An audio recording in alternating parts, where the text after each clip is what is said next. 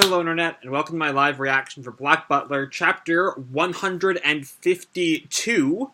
When we last left off, we had a pretty light chapter, just checking in on real Ciel for a little while as he writes off an excuse to Lexus and Francis, as he tries to get the Undertaker to be his butler, but the Undertaker won't bite. We find out that Polaris and Vega, two of the other of the four lords, are getting blood for real Ciel, because he's a bizarre doll and needs blood. That's what the whole blue cult thing was for.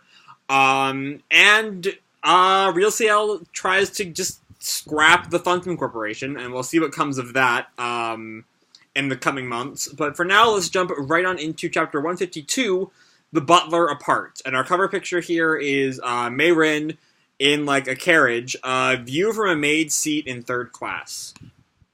We open 211 miles north of London by train. Lies North Yorkshire, where mist-cloaked moors stretch far and wide.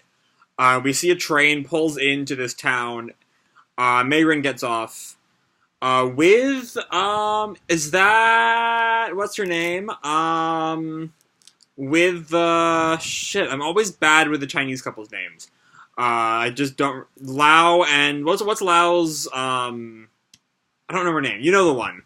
Either way, Mey-Rin opens up this letter. I believe there should be a carriage waiting for us at the station. Ho there! Are you two the maids who answer the newspaper adverts? And an old man comes up to the two of them. And they're now on, like, a small carriage, on the moors. There it is, ladies. Baron Heathfield's manor. And we see this manor on top of a giant hill. A super big place. It's a massive house, it is. It's grand for a country house in these parts. The two of them go into, I guess some room in the manor. So you're May and Ron. That was her name. Ron. Two Chinese sisters. When did you arrive in England? When we were children, with our parents. Our father was a sailor on a tea clipper. Go on. Our parents died in an epidemic, and with the help of an acquaintance, we went to London, where we worked as maids of all work at the townhouse of a trading merchant family. I see. You haven't provided a reference. Why did you leave? The trading company went bankrupt, and the family left town in the dark of nights, leaving us servants in the lurch. I see. But surely there were any number of posts for you in London. Why take the trouble of coming here? The advertisement said race was no concern, so long as candidates were under the age of 30. I'm 24, my younger sister is 18, that she is. That she is? I guess the old woman takes a notice of Mey-Rin's weird speech pattern. Oh, as a servant to the middle classes, I suppose you've never drawn criticism for your flawed education. Well, moving on. Can you both read? Yes, ma'am, more or less. Very well, we shall take you on. And Mey-Rin smiles. We're ever so grateful. One can never have too many hands. And we see Mey-Rin kind of, like, glare through her glasses. There's gotta be something going on with her. Especially because that line is in quotes. I don't know, though. Because, again, we have no real background info to this story. Jane, show these two to their room. Yes, Mrs. Abbey. As they're walking through, all the other maids take notice of them. Oh, new faces below stairs? That's right. Nice to meet you. And Mey-Rin takes notice of a large set of bells. I imagine that does some kind of alerting the staff to their work. I don't know. And then she peeks in on all the cooks in the kitchen. This really is a huge manor, this is. Compared to a townhouse in the city, yes. Such a massive house means the cleaning is endless. That's why we're always short of help. How many are there below stairs? 35. Fewer than 20 maids.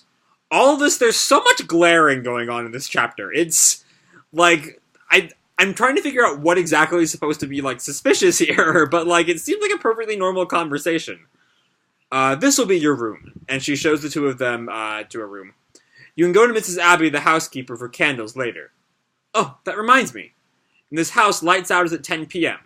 On the dot, okay? Huh? What? We can really go to bed that early, we can? Okay, that seemed a little more than what she's normally been up to. The speech pattern is definitely a part of Mey-Rin's act.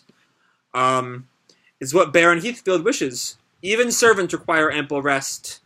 You'll also eat 3 square meals a day and bathe once every 2 days. If you want to go into town on your day off, you can make use of the large carriage reserved for servants. What? We're so fortunate we are! You mean we don't need to have to wait a whole week for a bath? You should be very grateful to the Baron. Oh my word! And she turns to Ron. It's like a dream to be treated so well it is. I'm so glad we came all the way to Yorkshire. Right, Ron?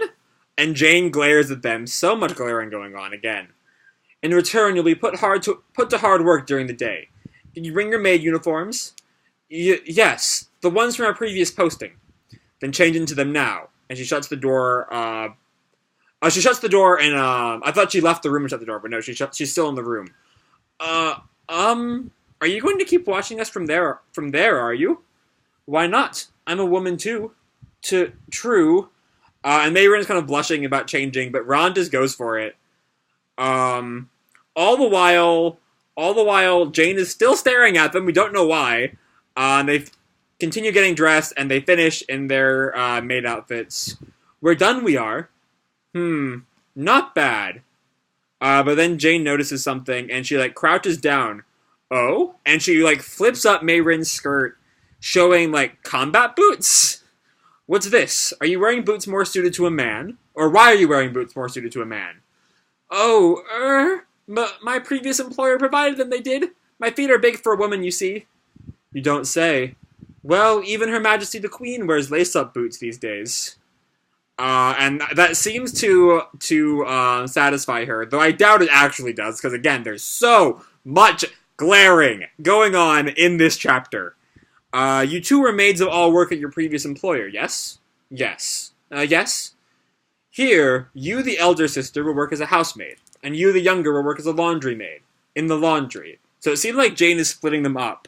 I don't know if that's just the way work is delivered, or if that's some kind of plan. I don't know. I'll show you the ground, so come with me. Yes! Let's go, Ron. Yes, May. And we get a shot of Ron passing through the window, and we have a shot of the manor, and that's it! We got no answers, but we sure as hell got a lot of glaring. Yeah, so once again, Black Butler is very, very light.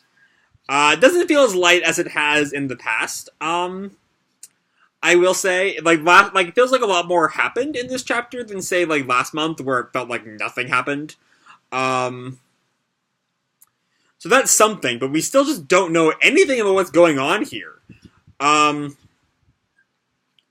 mean, yeah, I don't know. Is Heathfield somehow suspected in the whole, the Blue Cult affair somehow?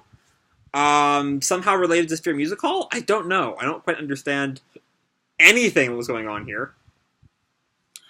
I don't know why we are here, what's going on with this thing. I don't know. There's just... Who even knows?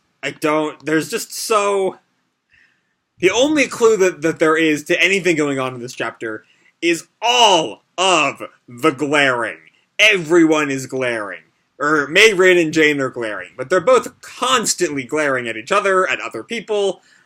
I don't know why, but they are. Yeah. This shot of Ron passing through the window, it feels like there's someone watching through the window, besides just the audience. I don't know who it is. If Ciel is watching all of this from afar, that might be what's going on. I don't know. But I don't know how this chapter fits into everything. I hope it does. I hope this doesn't turn into, the Phantom 5 mini-arc, where, nothing of any importance happened. That was still this whole... Every now and then I forget just how long the Blue Cult arc has been going on for. That must have been 4 years ago? At least 3 years ago was the Phantom 5 boy band shit. And we're still in the same arc. This is such a long arc. But yeah, really, beyond that, beyond all the glaring, that's all I have to say for this month's chapter. Hope you all enjoyed the chapter and the video. If you did, feel free to drop me a like, or subscribe, or, do whatever makes you happy. And remember, your life is your own, okay? Bye!